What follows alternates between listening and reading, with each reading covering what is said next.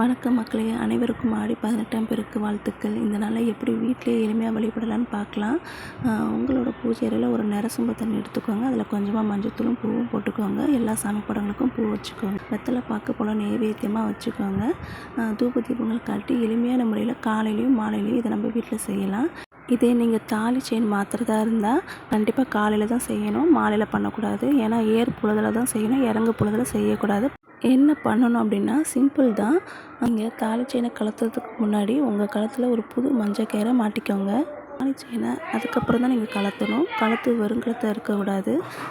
தாலி செயினை நீங்கள் கழட்டின உடனே பாலில் நல்லா கழுவிட்டு நல்ல சுத்தமான தண்ணியில் நல்லா கழுவிட்டு அதை சாமி முன்னாடி வச்சுடுங்க. இது நீங்கள் தாலி கயிறு மாட்ட போகிறதா இருந்தால் புது மஞ்சள் கயிறில் தாலியை மாற்றி நீங்கள் அதை சாமி முன்னாடி வச்சுக்கோங்க. நான் முதல்ல சொன்ன மாதிரி எளிமையான முறையில் வழிபாடு செய்து அதை உங்கள் கழுத்தில் போட்டுக்கோங்க. நன்றி.